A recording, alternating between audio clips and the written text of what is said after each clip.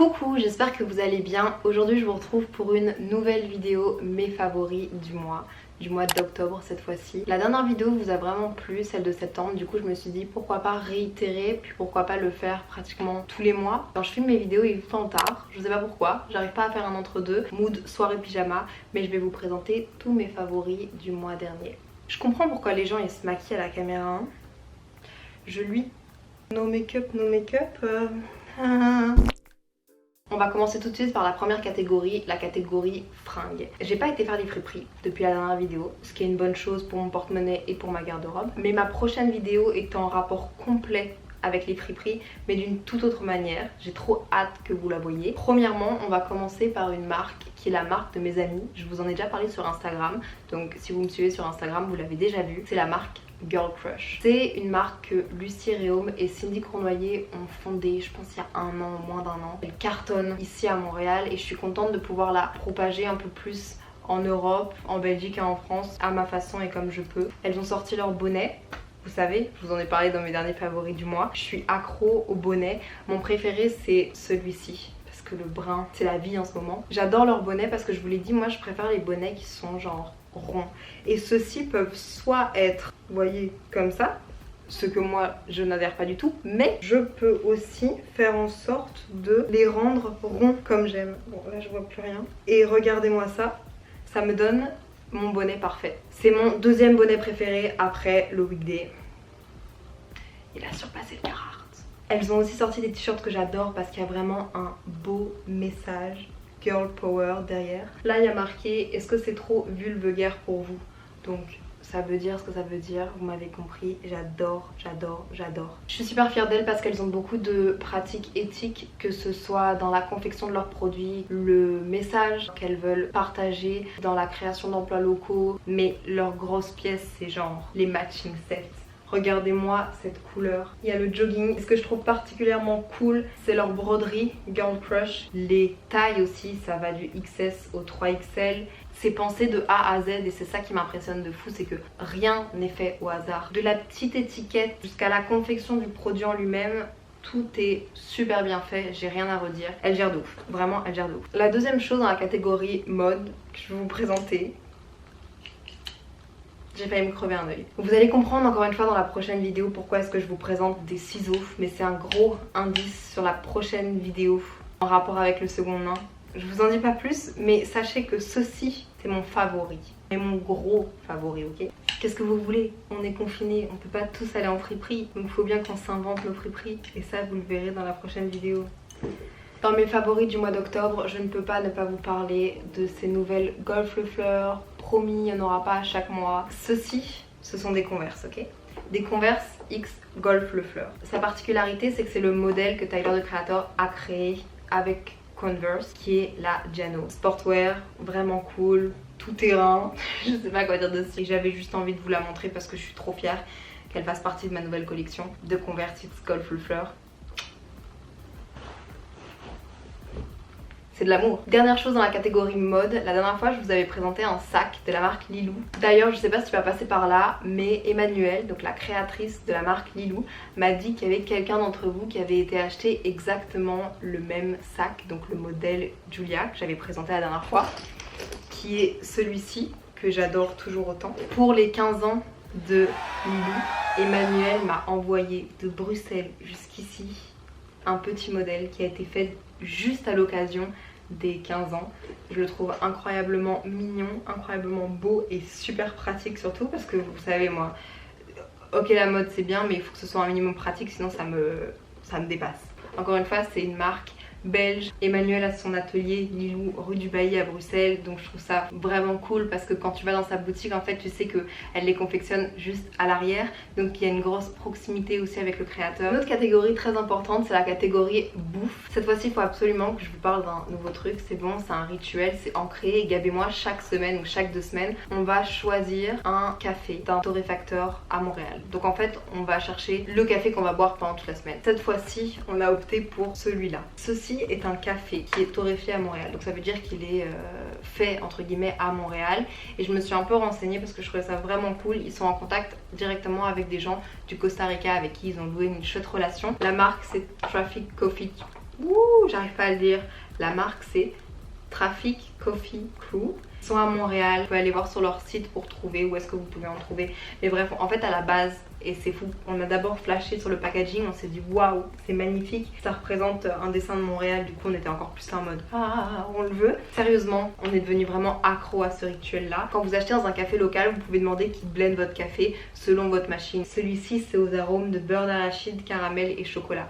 Et s'il vous plaît, faites l'expérience, ok? Achetez un café de supermarché versus un café qui est fait avec amour par le café, ça n'a rien à voir. Ça n'a rien à voir. Les arômes, tout est différent. C'est d'autant plus plaisant de partager cette tasse de café avec quelqu'un que tu connais et de dire tu sais pas quoi, je l'ai acheté à cet endroit-là. Non, ça vient pas du supermarché. Bref, nous c'est notre petit bonheur, c'est vraiment de tester des nouveaux cafés. Et d'ailleurs celui-ci on l'a acheté à Montréal dans un café qui s'appelle le Club Espresso.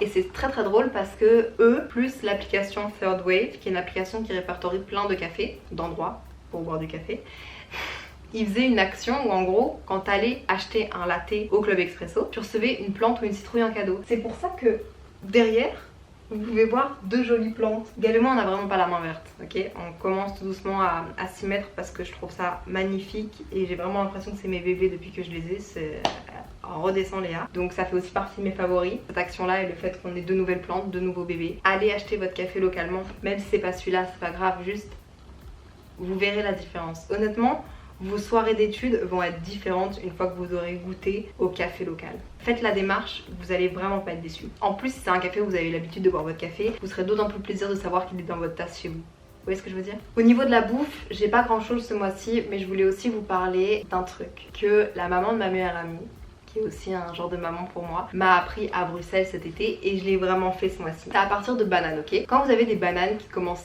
à être vraiment mûres, genre, vous voyez les bananes, t'as un peu peur de les approcher parce qu'elles commencent à être vraiment noires, donc elles traînent dans un panier jusqu'au moment où tu... Merde, je peux plus rien en faire. Elle m'a dit, ok, ces bananes là, tu les prends, tu les ouvres, ça va être un carnage. Tu les tranches, tu les mets au congélateur, tu les laisses congeler. Et après, soit ça te fait un petit dessert comme ça, que moi j'adore, mais si tu n'aimes pas spécialement le goût de la banane, que tu as envie de te faire une petite glace, elle m'expliquait que la banane congelée, quand t'ajoutais par exemple du chocolat en poudre, ou tu mets tes framboises ou tes fraises, que tu blendais ça ensemble, ça efface totalement le goût de la banane, parce qu'il y a un truc, elle m'avait expliqué, qui fait que tu ne goûtes plus le goût de la banane et en fait ça te fait un sorbet. Elle nous en avait fait à Inès et moi, et je l'ai refait. Je suis pas aussi douée qu'elle, ok? Le goût de la banane ne sent pas, ou pratiquement pas. Tu mets ça, tu mets ça. Voilà. D'ailleurs, si vous avez des favoris bouffe, ou des favoris n'importe quoi, artistes, applications, tout, vos découvertes récentes, mettez-les en commentaire, je serais super ravie de lire ça, puis pouvoir échanger, tester, etc. Peut-être que ça fera partie de mes favoris du mois de novembre et que je pourrais dire que c'est grâce à vous. On va passer à une nouvelle catégorie, qui est une catégorie applications. Parce que je me suis rendu compte que vous me demandez souvent quelles sont les applications que j'utilise, etc. D'ailleurs, est-ce qu'un What's in my phone, ça vous intéresserait? Moi je trouverais ça cool de vous le faire pour tout ce qui est en plus photo, puis même juste organisation, etc., etc. Du coup je voulais absolument vous parler de deux applications. La première c'est l'application avec laquelle, et là vous allez être content, j'édite des photos sur Instagram et mes vidéos sur Instagram. Et alors là, j'ai reçu des questions, et même si parfois j'y réponds, on se pose encore des questions. Donc là dans cette vidéo, je suis heureuse de vous annoncer que l'application que j'utilise pour faire mes vidéos saccadées sur Instagram, c'est l'application Tesa App. C'est une application que j'ai découverte durant le dernier confinement grâce à Ticia. En fait c'est une application qui te permet d'éditer tes photos et des vidéos. Il y a l'option gratuite avec quelques effets mais pas la vidéo. Puis il y a l'option payante avec la vidéo. Là je suis désolée. C'est une application payante si vous voulez faire les vidéos comme je fais sur mon Instagram. Et je pense que c'est une Instagrammeuse, blogueuse qui s'appelle Tesa qui a fait cette app. Elle est super cool. Honnêtement c'est hyper facile, ça amène plein de créativité, ça diversifie de ouf tes stories plus que les filtres, etc., etc. Vous l'avez remarqué, je l'adore et maintenant je suis heureuse de pouvoir vous dire que c'est Tesa App. Ouais. C'est entre vos mains maintenant. Envoyez-moi vos stories, taguez-moi sur vos stories, montrez-moi vos belles vidéos que vous allez créer avec cette app si vous la téléchargez. Ça va me faire plaisir de vous reposter. En plus j'adore voir votre côté créatif, j'adore regarder vos vidéos, j'adore regarder votre contenu. J'ai trop hâte de voir avec l'outil que je vous ai donné, qu'est-ce que vous allez créer.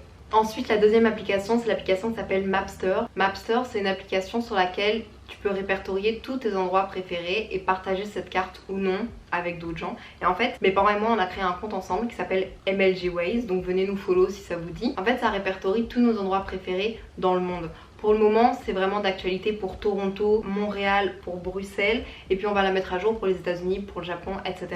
Et ce qui est vraiment bien dans cette application, c'est que tu peux lister par catégorie. Donc en fait, tu mets des espèces de tags et quand la personne veut voir juste les cafés dans une certaine ville, elle clique sur l'option café, elle zoome sur la ville et elle voit tous mes cafés que je préfère par exemple dans la ville. Qui est un truc quand même très important pour moi, le café. Lorsque c'est moi qui publie l'adresse, j'ai fait aussi un truc, c'est que je mets des petites anecdotes. Je sais pas, si j'ai passé des années à étudier dans un café, ben je vous ai mis une anecdote. Si c'est le premier endroit que j'ai visité avec Gab à Montréal, je vous mets une anecdote. J'ai mis des petits trucs comme ça, des petites insights, comme ça les gens qui viendront me suivre sur cette plateforme là auront des petites anecdotes en plus et c'est toujours plus cool avant de visiter un endroit de comprendre un peu son histoire et pourquoi est-ce que je l'aime. En plus, ce que j'adore aussi de cette application, c'est qu'en fait tu peux activer une alerte et dès que tu passes à côté d'un endroit, ça tombe, il est caché mon endroit dont je vous parle, et ben ça t'envoie une notification en disant hey, tu passes à côté de tel endroit, c'est l'endroit de Léa, est-ce que ça te dit d'y aller? Je trouve ça hyper ingénieux et donc comme ça m'évite aussi de devoir répondre à chaque DM en disant ah, ce qu'il y a à faire à Montréal, il y a ça, là vous l'avez listé et je trouve que c'est un gros partage, un gros plus. Évidemment c'est une carte que je vais mettre à jour de façon récurrente dès que je fais un nouveau truc. Je sais qu'en ce moment c'est difficile du coup d'aller visiter ces endroits, mais au moins quand vous pourrez aller soutenir vos trucs locaux ou simplement, je sais pas, vous amuser avec ce que je vous ai proposé. Si vous allez dans certains de ces endroits, s'il vous plaît taguez-moi parce que ça me ferait tellement plaisir de voir que vous essayez des endroits que je vous propose. Je vous jure ce serait big, genre si vous voulez collab avec moi à Mapster. Finalement, je vais terminer par la catégorie Share the Love. Je sais toujours pas le dire, mais ça va être comme ça. C'est là où je vous présente des personnes que j'aime ou des nouveautés, bref. Je voudrais absolument commencer par le feat de Dua Lipa et Angèle. Angèle, big up, big love. Qui s'y attendait? C'est fou. C'est fou malade en plus avoir fait ça à distance. Avec tout ce qui se passe en ce moment, il y a beaucoup d'artistes qui mettent un peu en pause leur sortie. Je pense aussi pour un désir de concert, etc., etc. Mais là je trouve ça trop cool. D'ailleurs je voulais vous dire un truc, j'ai pensé à un truc récemment. Si vous voulez continuer à soutenir vos artistes, achetez leur merch. Genre pour Noël, achetez-lui le vinyle ou achetez-lui le sweat, le hoodie. J'ai pensé à ça récemment. En plus Angèle c'est une artiste que je connais depuis ses débuts, donc je trouve ça trop cool de voir l'évolution des bars de Bruxelles à un feat avec Dua Lipa en confinement. Good job. Good job, je m'y attendais absolument pas. Ensuite je vais vous parler de créateurs de contenu que j'apprécie particulièrement en ce moment. La première, je ne sais pas pourquoi j'en ai pas parlé dans ma dernière vidéo, c'est Bonjour Annabelle. Dites-moi que vous la connaissez. C'est une jeune fille qui est en terminale il me semble, qui à la base habitait en Irlande et qui vient de déménager à Paris. Je sais pas comment vous expliquer mais son contenu est juste fun, folklorique. Genre elle saute partout, elle fait des conneries, enfin je sais pas comment vous expliquer mais c'est vraiment le contenu spontané que j'aime suivre sur YouTube. Ça se voit qu'elle fait ça juste pour le kiff et qu'il n'y a rien d'autre derrière, et il n'y a vraiment rien d'autre derrière et c'est encore beau de voir ça, je sais pas comment vous l'expliquer. Une fille qui fait des vidéos par passion et qui a juste envie de se filmer et qui a juste envie de faire des bêtises et qui a juste envie de tenter des choses et juste de le montrer en vidéo. Elle gère de ouf, j'aime juste son côté hyper spontané, coloré. Ensuite j'aimerais vous parler d'un garçon qui s'appelle Maxime, je pense que son pseudo c'est Flub. Je l'ai découvert par hasard sur YouTube parce qu'une de ses vidéos avait été mise en avant dans mon fil d'actualité. J'ai vraiment accroché avec sa personnalité, tout simplement parce qu'en fait c'est un jeune entrepreneur et que ça me fascine vraiment. Ces personnes qui décident de monter leur projet de rien, de tout apprendre sur le tas en fait, et puis tu vois leur évolution, tu vois leurs emmerdes, tu vois ce qui se passe super bien. Il montre tout et il fait beaucoup de vidéos entrepreneuriat, il fait aussi des vidéos sneakers puisqu'il aime bien la mode. Et il a sa marque de vêtements qui s'appelle Forever Vacation, c'est magnifique. Tout ce qu'il fait est magnifique. À chaque fois je me dis que je dois commander, je vais commander c'est sûr, mais je l'ai pas encore fait. J'aurais aimé vous montrer le hoodie là que je kiffe, mais je vous mettrai une photo. Ça ne peut que cartonner et ça va cartonner, j'en suis sûre. Je trouve ça vraiment cool les personnes qui entreprennent des choses et qui montrent aussi les bons comme les mauvais côtés, qui aident en fait les autres à travers leur expérience. C'est ce que personnellement j'essaye de partager sur mes réseaux sociaux, mais je l'ai pas encore fait parce que avec l'entrepreneuriat j'ai pas encore vraiment eu un pied dedans. Mais je trouve ça magnifique les gens qui font ça, juste du partage. Il est hyper d'actualité, dès qu'il y a une nouvelle tendance de quelque chose, il va se dire ok moi aussi je veux l'essayer, il va investir dedans. Et tu vois vraiment tout de A à Z. Puis il utilise tellement de techniques différentes et il fait tellement tout lui-même que je trouve ça exceptionnel et que je trouve ça trop cool.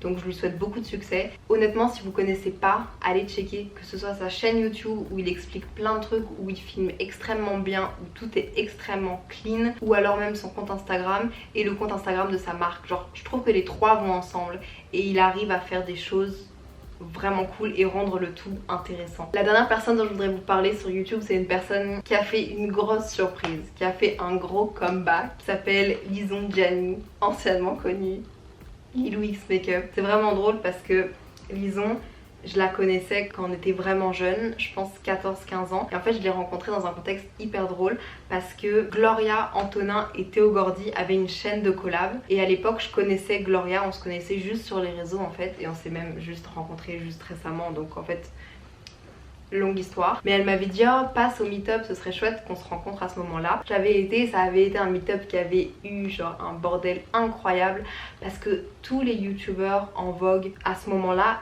étaient venus, mais du coup il n'y avait pas de sécurité, il n'y avait rien, il y avait des meutes qui couraient après Dimitri, je me souviens, qui couraient après tout le monde en fait parce que c'était le tout début de tout ce qui était YouTube. C'était les premiers meet-up aussi, on comprenait pas quelle ampleur ça avait et on comprenait pas à quel point c'était huge et qu'il y avait vraiment des vraies personnes derrière l'écran. Mais c'était vraiment drôle parce que c'est ce jour-là où j'ai rencontré Lison. Je me suis éloignée du sujet, mais en fait Lison c'est une personne qui était sur YouTube avant, qui a juste décidé d'arrêter.